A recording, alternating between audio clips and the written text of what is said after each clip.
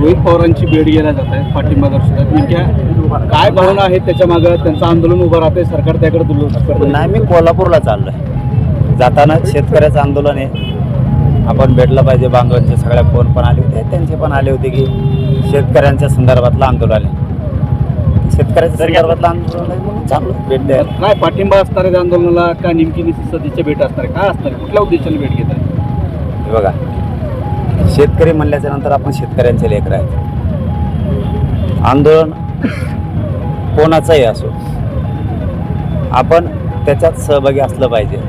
मग त्याच्यात ते भाजप असो, शिवसेना असो, काँग्रेस असो, राष्ट्रवादी असो, विषय शेतकरी आंदोलनाचा आहे. आणि मी योगायोगानं कोल्हापूरला चाललो गॅजेटच्या संदर्भात कोल्हापूरच्या. तर त्या निमित्तानं ते रस्त्यामध्ये आंदोलन, तर आपण भेटलं पाहिजे.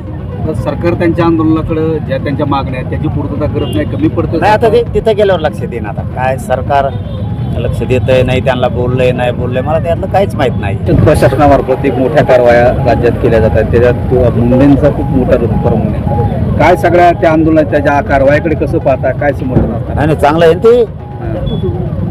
या तुकाराम मुंडे साहेबांनी जे धडकेबाज कारभार सुरू केला आहे, अरे ते चांगलं आहे ना. शेतकऱ्याच्या दुधाला, मालाला भाव येणार आहे त्याच्यामुळे. कारण भेसळ बंद झाली की दुधाचे भाव वाढणार आहे, म्हणजे शेतकऱ्याचाच फायदा होणार आहे. पण सरकारला एक सांगणं आहे, त्यांची बदलीचे लफडे आता जरा बंद करा. तिथं जरा होते, जरा त्यांना जर बऱ्याच दिवस राहील ना, भेसळ करणारा नीट करतील. ती पुन्हा त्यांची बदली करायच्या भानगडीत पडू नका. नाही, सरकारच्या मागं लागा बरं का मी. तुम्ही जर त्याच्या बदलीच्या भानगडीत पडले तर काय नेमकी भूमिका पुढच्या आंदोलनाची त्याच्यातून ठरणार आहे? तुम्ही मला नाही वाटत आता सरकार आंदोलन करू दे, मला वाटत नाही असं. कारण ते आता मला वाटतं 22 तारखेला सातारा संस्थांच्या गॅजेटवरती अहवाल मागवला आहे, त्याच्यावरती चर्चा करतील. आणि कोल्हापूर संस्थांचं गॅजेटियर सुद्धा येईल. श्रीमंत शिवराजे महाराज साहेबांचंही म्हणणं होतं की हे गॅजेट गेलंच पाहिजे. मग मी भेटीलाच त्यांच्या चाललो आहे, गॅजेटविषयी चर्चा करणार कोल्हापूरच्या. आणि तिथून पुढं सातारा संस्थान, कोल्हापूरचं आणि हैदराबादचं गॅजेटियर याच्या प्रमाणपत्राविषयी आता 22 तारखेपासून काय सरकार प्रक्रिया करते ते बघणार आहे. पण मी खात्रीनं सांगतो, मला नाही वाटत मराठ्यांच्या संदर्भात आता सरकार आंदोलन करण्याची वेळ येऊ दे. सरकार सकारात्मक आहे सरकार थोडक्यात. हो हो, सध्या तरी आहे. ते सकारात्मक नसलं तर आपण सुरू केलंच त्यांच्या मागे. आजच नाही तर मी प्रत्येक वेळेस बोलतो, शेतकऱ्याची कर्जमाफी नाही तर कर्जमुक्ती झाली पाहिजे कायमची, एकदाची. म्हणजे काय होईल की त्यांना वारंवार आत्महत्या करण्याची वेळ येणार नाही.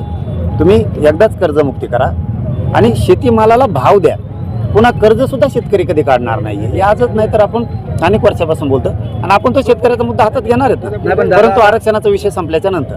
कर्जमाफी झालेली आहे, त्याच्याबद्दल तुमचं काय म्हणणं? त्याच्यावर समाधानी आहात का तुम्ही? सरकारने मी समाधानी राहून काय करू? शेतकरी पुत्र म्हणून नाही, शेतकरी कुठला समाधानी राहणार आहे साहेब? इथं मालाला भाव नाही आहे, ते माल फेकून द्यायची वेळ आली रस्त्यावरती. नाही लावले असतील, ते तेवढे कलाकार आहेत, ते थोडंच काही पोचू देणार नाहीत, एवढे कलाकार ते आहेत. परंतु तितक्याच ताकदीने शेतकऱ्यांनी पण उठलं पाहिजे, त्याच ताकदीने शेतकऱ्यांनी सुद्धा उठलं पाहिजे. मी ते शेतकरी आंदोलन आहे म्हणून जाता जाता पंढरपूरला भेटतो. माझी तर मुक्तीची कर्ज मुक्तीच पाहिजे, त्या माफीनं काहीच होत नाही.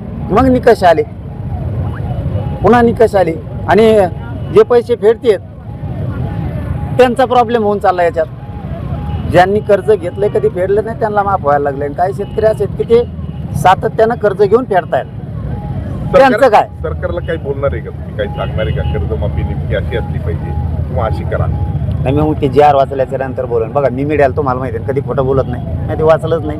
हाही शेतकऱ्याचं आंदोलन, आपण गेलं पाहिजे. आपण शेतकऱ्याचे लेकर आहेत म्हणून आपण जाताना तिथं कोल्हापूरला जातो.